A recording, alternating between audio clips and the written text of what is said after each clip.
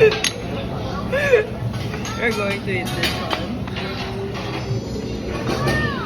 Don't sa patay. So first, we're going to eat the oyster.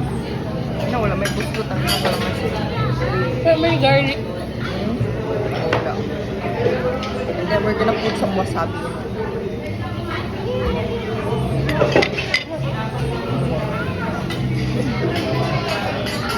Ito si Kwan.